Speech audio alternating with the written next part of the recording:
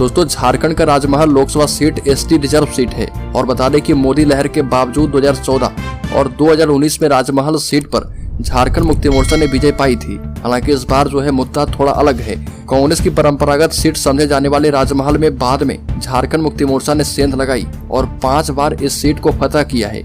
इन दोनों के बीच भाजपा ने भी 2 बार एंट्री मारी थी। कांग्रेस ने सर्वाधिक 7 बार राजमहल की सीट जीती है और संताल परगना की 3 सीटें, दुमका राजमहल एवं गोड्डा में से राजमहल का मुकाबला दिलचस्प होता है।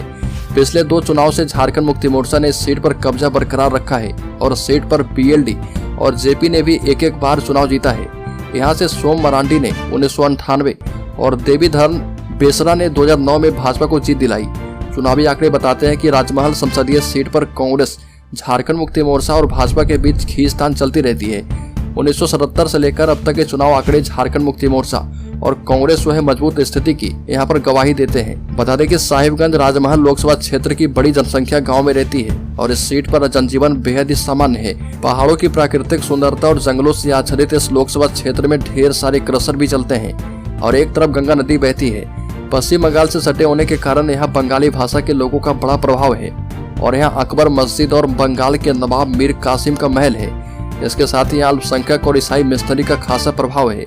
राजमहल लोकसभा क्षेत्र का अधिकांश हिस्सा जो है साहिबगंज और पाकुड़ जिले में पड़ता है और सुंदर पहाड़ी का इलाका गोड्डा जिले के गोपी कांदर का इलाका जो है दुमका जिले में पड़ता है।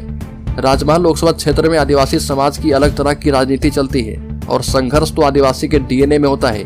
राजमहल लोकसभा वैसे तो एक आदिवासी बहुल इलाका है, लेकिन यहाँ लंबे समय से अवैध तरीके से बांग्लादेशियों के घुसपैठ का मुद्दा काफी चर्चा में रहा है और गोड्डा सांसद डॉक्टर निशिकांत दुबे लगातार बांग्लादेशी के घुसपैठ का मुद्दा लोकसभा में उठाते रहे हैं। भाजपा केवल राजमहल लोकसभा नहीं बल्कि पूरे संताल परगना के इलाके में इस मुद्दे पर आवाज उठाती रही है और भाजपा का दावा है कि इस इलाके से ही बांग्लादेश से बड़ी संख्या में घुसपैठ हो रही है, जो कि झारखंड खासतौर पर संताल परगना की डेमोग्राफी तेजी से बदल रहा। इसके अलावा इस बार पलायन भी इस इलाके का अहम मुद्दा रहेगा। क्षेत्र में मानव तस्करी का मुद्दा भी जोर शोर से इस बार उठेगा और हाल के दिनों में राजमहल लोकसभा क्षेत्र अंतर्गत आने वाले बोरियो, बरहेट और पतना जैसे इलाके में मानव तस्करी के कई मामले सामने आए हैं। मानव तस्करी हमेशा से इलाके के लिए एक मुद्दा रहा है और इस पर रोकथाम एक बहुत ही बड़ी चुनौती भी है।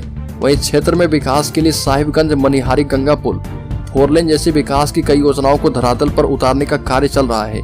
राजमहल में गंगा पुल सबसे पुराने रेलखंड को विकसित करने का मुद्दा भी ज्वलंत है और राजमहल को पश्चिम बंगाल से जोड़ने के लिए गंगा नदी पर पुल के निर्माण की मांग बरसों से उठती रही है और यही हाल साहिबगंज रेलखंड का भी है। बता दें कि राजमहल के सांसद विजय हांसदा का कहना है कि संसदीय क्षेत्र में बहुत काम किए हैं और विकास योजनाओं की गंगा बहाने का काम किया है, जिसका लाभ यहाँ के लोगों को आने वाले समय में मिलेगा। और ये भी कहा कि साहिबगंज एवं पाकुड़ जिले में डीएमएफटी फंड से करोड़ों की योजनाओं पर कार्य हो रहा। और बता दें कि इस बार राजमहल सीट पर बहुत ही कड़ा मुकाबला देखने को मिलेगा और इस बार कांग्रेस और झारखंड मुक्ति मोर्चा दोनों इस सीट पर अपना दावा कर रही है। और उधर अमित शाह ने भी इस सीट पर इस बार भाजपा के बड़े नेताओं को टास्क दे दिया है और अमित शाह ने कह दिया कि इस बार राजमहल का सीट हमें चाहिए ही चाहिए। तो दोस्तों, इस खबर में इतना ही। झारखंड से संबंधित हर एक न्यूज को पाते रहने के लिए सब्सक्राइब करें और बेल आइकॉन जरूर दबा दें।